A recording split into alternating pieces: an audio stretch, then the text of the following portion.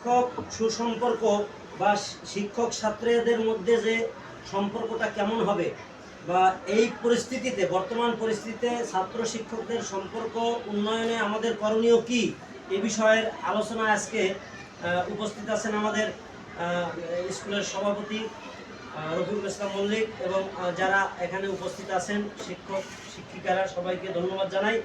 আমরা জানি গত আগস্ট মাসের পরিপূর্ণ মাসটাই আমাদের ছাত্রদের অথবা এই করোনা থেকে এ পর্যন্ত ছাত্রদের মন মানসিকতা, তাদের কার্যক্রম, তাদের এই আত্মত্যাগ, তাদের অর্জন, তাদের এই বিভিন্ন ধরনের মানসিক সমস্যার মধ্য থেকে তারা আগাচ্ছে।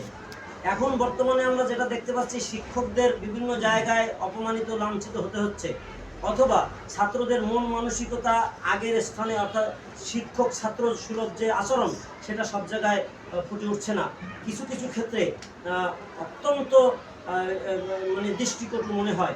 এখানে আমাদের শিক্ষকদের একটা করণীয় আছে। সেই করণীয় বিষয়ে আজকে আমরা এই বসছি।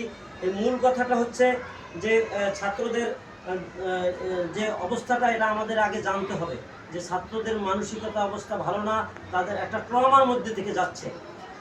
এখন আমাদের শিক্ষাক্রম বা শিখন কৌশলটা পরিবর্তন করতে হবে। যে শিক্ষাক্রম আগে আছে ওই শিক্ষাক্রমের কিছুটা পরিবর্তন হবে।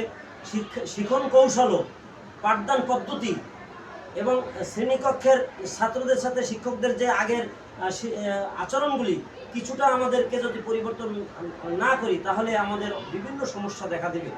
এই বিষয়ে আমার আপনাদের কাছে পরামর্শ হচ্ছে, শিক্ষকদের এবং ছাত্রদের মধ্যে যে পবিত্র সম্পর্ক, এই সম্পর্ক জ্ঞান গর্ব সম্পর্ক, এ সম্পর্ক পিতা মাতা অথবা সন্তানের সম্পর্ক, বন্ধুত্বের সম্পর্ক, সত্যনিষ্ঠার পদ্ধতিতে যে শিক্ষক চলে সে শিক্ষকের অপমানিত হওয়ার কথা নয়। শেষ কথাটা এরকম যে আমরা যদি অনেকে বলি মহান পেশা শিক্ষকতাকে যদি মহান পেশা বলি তাহলে তো এটাও একটা বৈষম্য হয়। কেন বৈষম্য হয়? পৃথিবীর এমন কোনো পেশা নাই যেটা মহান না। যদি সেই পেশার দায়িত্ব কর্তব্য সঠিক মতো পালন করে, অবশ্যই যে পরিষ্কার পরিচ্ছন্নতা কাজ করে ক্লিনার, সেটাও মহান পেশা। আর শিক্ষক যদি হয়ে আমরা যদি শিক্ষকতার মান রক্ষা না করে এই পেশার দায়িত্ব কর্তব্য না বুঝে আমরা কাজ করি, আমাদের দুর্নীতি থাকে, অসত্য থাকে, রাজনীতি থাকে, যে রাজনীতি মানুষকে ধ্বংস করে, তাহলে এই পেশাটা জঘন্য পেশা। তাই শিক্ষক পেশা মহান নয়, আর ক্লিনার পেশাও মহান নয় যদি আমি সেটা নীতি অনুসারে না করি। আর নীতি অনুসারে যদি করি তাহলে সব পেশা মহান, শিক্ষক পেশা শুধু মহান নয়, সব পেশাই সমান, কোনো পেশাই ছোট নয়। যে জেলে তাকেও দরকার, সব পেশাই দরকার। আমার শিক্ষক হতে হলে ছাত্র লাগবে, ছাত্র তো জেলেদের ছাত্র তো কৃষকের ছেলে, অতএব কৃষকও দরকার। আমি এই শিক্ষকতা করে যে ভাত খাবো, ভাত উৎপাদন করবে, চাল উৎপাদন করবে কৃষকরা, কৃষক ওটাও মহান। তাই কোনো পেশাই মহান নয় যদি তার দায়িত্ব পালন না করি। সবাইকে ধন্যবাদ।